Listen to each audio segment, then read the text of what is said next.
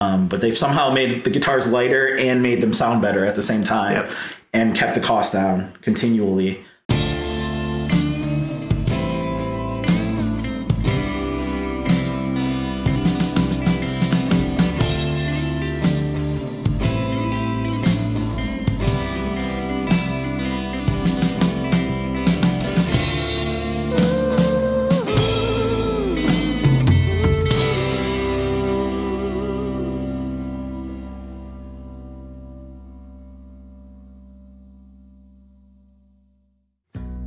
Hey everybody, welcome back to Band Spotlight. I'm Zach Primrose, and I'm here today with King Arthur Jr. How's it going, Artie? Good, man. What's up? What's up? You know, same old studio shit. I don't know. I never come to the studio. That's a problem of mine as a musician. I gotta work on that. That's okay. Everyone likes to do their own home stuff anyway now, so it's like, especially because you're doing mostly singer-songwriter stuff, it's just way easier on the fly to do that kind of thing. Yeah. Because, I mean, I know, obviously, you're playing a ton of shows everywhere, always. Yeah, man, so. All over the place. I've been all over. Last year I did a lot of farmers markets. This year I've been doing a lot of breweries. I've just been traveling further and further all over New England, Maine. I was just in Portland, Maine, Burlington.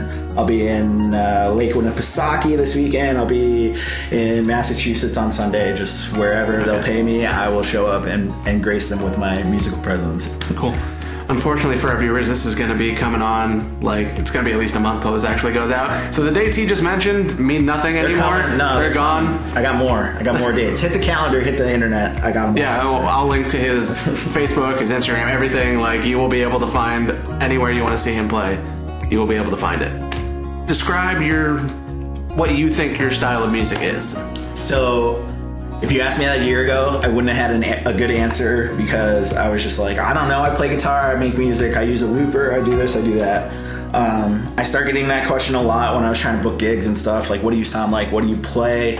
So it was really like, I ended up calling it acoustic roots jam rock. So that is my official genre. I made it up, and I think it suits me perfectly, like acoustic roots. And then jam rock, you know, I do a lot of jamming with the looper. It's mostly rock-based songs, but like rootsy. I have like a soulful type vibe, I think. But you know, with that said, I'm not an R&B singer, you know, but I'm not. So it's somewhere in the middle. But that's what I've come up with, and it seems to have worked. People seem to like it, and but yeah, so that's what I call it: acoustic roots jam rock. Cool. That's it. I mean, I've heard you play, and that is a pretty damn accurate description. Yeah, right? So, yeah. All right. Obviously, you're doing your own thing. I'm sure you throw some covers in there, but you're also writing a lot of stuff. Yeah, I mean, I don't even know how many original songs I have at this point. I kind of lose track. I've got so many that are in the works that are not finished. I think I have more unfinished songs than I have finished songs, actually, to be honest, because I just have, like, you know, in my notebook, I'll have like a paragraph here, or a verse and a chorus, or a chord progression with a verse, or even just a chord progression with some ideas scribbled, or, you know, so I probably have who knows how many unfinished songs. Finished, I don't know, 12, 15, something like that, ready to rock and roll. So that's what I've been focusing mostly on. But yeah, with the gigs, you know, it's kind of, you got to read the crowd, you know. Yeah. Every night's a little different. Older crowd, I play a little older music, Otis Redding, Allman Brothers, Bill Withers. Younger crowd, I do some radio pop hits, Vance Joy, Riptide, I don't even know what else, Pompeii, and just, you know, songs like that. Stuff, current radio stuff. Depends on the crowd, man. Depends on the crowd, whatever. I mean, that's good that you have the versatility, though, because, like, if you lock yourself into one, then sure, sometimes you'll have that crowd, but other times you're gonna, like you said, you're gonna be in front of completely different people, and they're gonna not be into what you're doing. Yeah, and I've found that, you know, night in, night out, regardless of what you do, I mean, like, you can play the same exact set list one night and it goes great, and the next night nobody claps, nobody cares, you know, like and so trying to figure out what works where, it's kind of a crapshoot, but you know, you just do your best and try to read the people. When you see someone tapping their foot or jamming along or singing, you know, you have to take those little cues and you know, bite that, you know, get them to bite off of that, you know, seeing a response. I think that's a big thing for me. I don't use a a cheat sheet. You know, I don't have an iPad or anything in front of me to look at lyrics, so I forget a lot of lyrics. But with that said, I'm also able to look around the room at all times, because I don't have to look down at my guitar too much anymore, and I don't have to look at a lyric sheet, so I can scan the room and see those visual cues. So I think that, you know, that helps me a lot performing, for sure. So do you like generally go in with a set list ready? No, never. Not anymore. Not anymore. When I first started, I did for a little bit, just because I was uncomfortable, and playing 3 hours of music for me by myself was a daunting task. I wasn't quite that comfortable. That's where the looper came into play at first.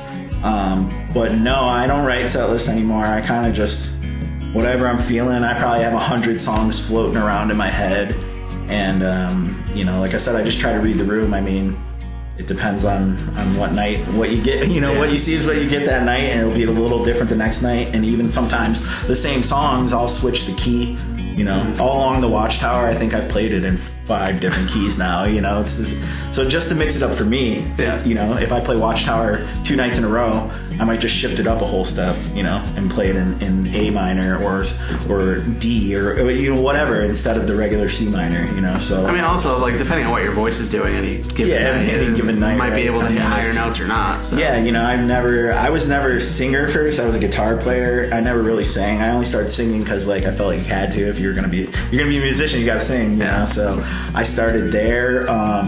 So singing for me wasn't nearly as comfortable. So yeah, where my voice is at any given night, who knows, you know, but I mix it up for me. It makes it more fun. And but yeah, I stopped writing set lists because I started jumping around too much, and I forgot what songs I was playing, because I never went in order of my set list. I was just like, play this song. So it's like, have I done this yet? Yeah, so then like an hour in, I'm like, wait, what did I already do? You know, I'm like, I already forget. And so once I got comfortable, I just did away with set lists, lyric sheets, cheat sheets, everything. I just did away with it, and I just show up and play. So that's it. Cool. Keep it simple, stupid, you know. Yeah. What's your main guitar? My main guitar.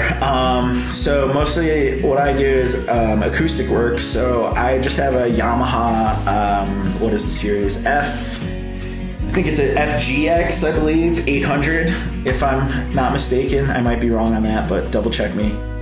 But, you know, it's just a $300 Yamaha acoustic electric guitar. Nothing fancy, nothing special. You know, sweat all over it, spill beer on it. I host open mics and open jams, so like let other people use my guitar all the time. I've had it for a couple of years. It's been wonderful. Never had any issues with it. It always sounds great. I get compliments on it. People think it's way more expensive than it is. Yeah. So, you know, one day I'd like to get something nicer, but I think for, you know, as a workhorse guitar, I don't really see the need to buy anything more expensive than a $300, you know, electric acoustic. I like the Yamahas. The necks are really nice on them. For a cheap guitar. And I mean, we were talking about this a little bit before we started filming, was like the cheaper acoustics are getting insanely better sounding. Yeah, they've kind of figured out how to take the wood, the laminates of the wood, and still get really nice tonal qualities out of them, while I was just complimenting your guitar on how light it is. And they used to not be as light. They were heavier laminates. But they've somehow made the guitars lighter and made them sound better at the same time. And kept the cost down continually.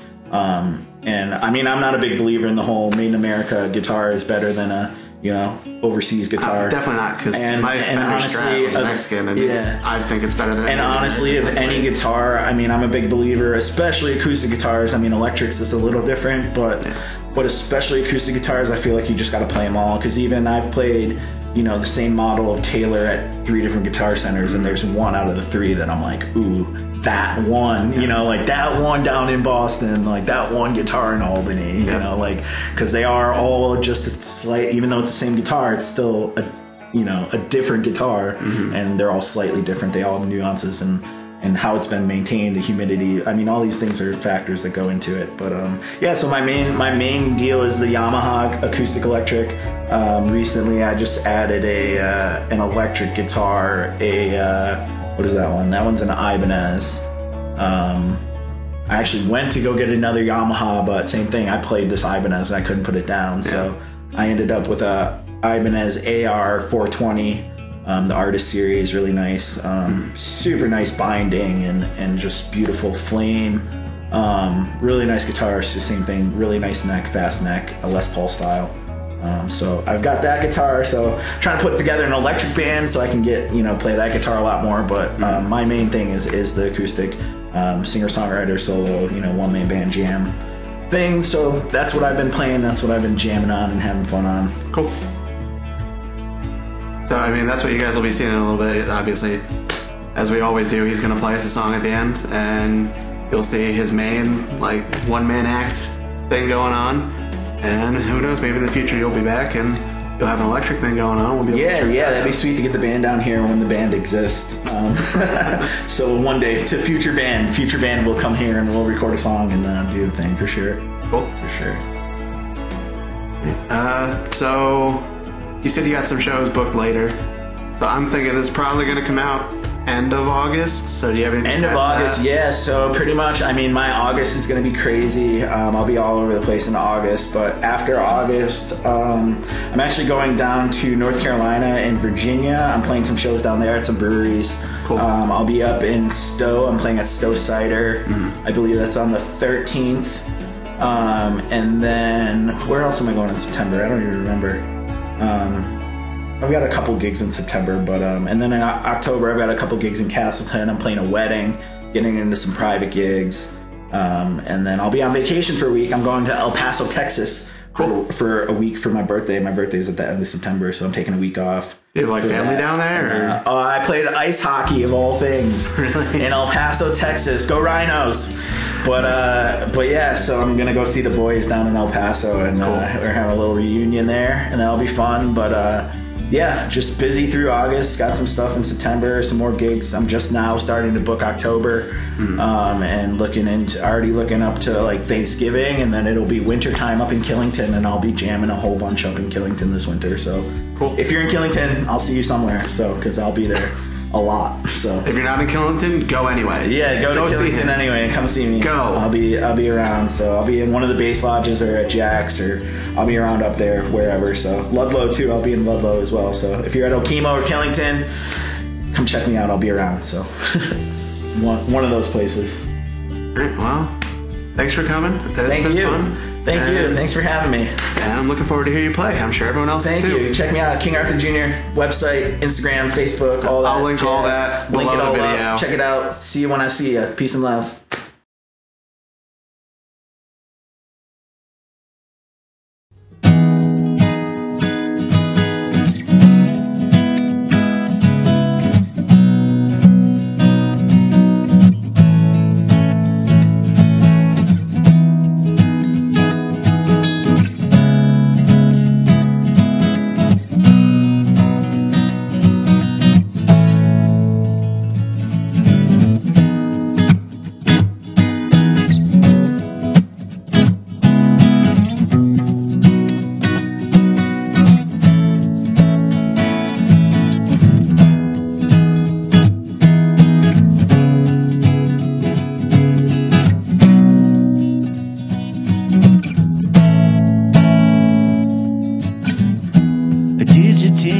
Just a little bit. Did you take a lick of the spoiled fruit? If you got the truth, do you think that you could even handle it? Truth is that nobody gives a shit about your welfare, your health care. I'm out there screaming for help, but they cannot hear. I wonder why is it that cops is what I fear. Mr. Officer, I'm trying not to die here. If we could put our heads together, we could navigate the weather, have our stress float away like a feather. Wear this love like your favorite sweater. If you believe in God, then you should sing along. Tell all your friends and family to come right along. Know that together, together, together, we could do it better.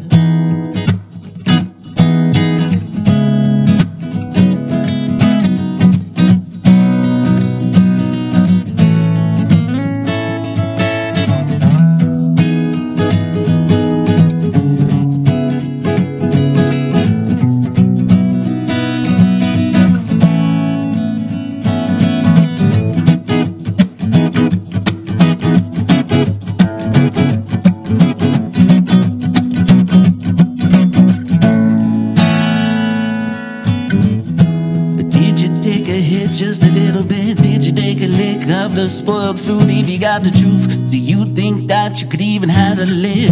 Truth is that nobody gives a shit about your welfare, your healthcare. I'm out there screaming for help, but they cannot hear. I wonder why is it the cops is what I fear.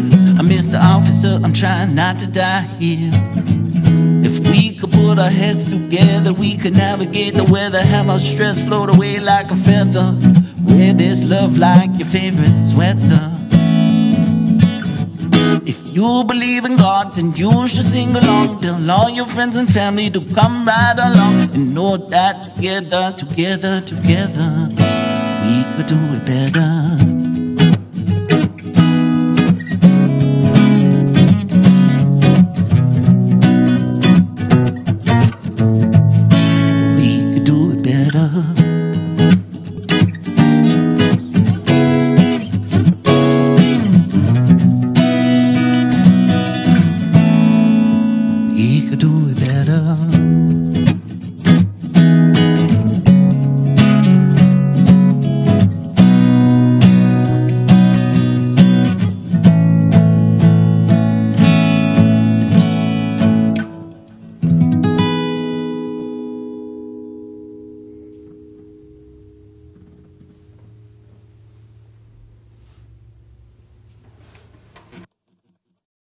So that was King Arthur Jr. I really hope you guys enjoyed that interview.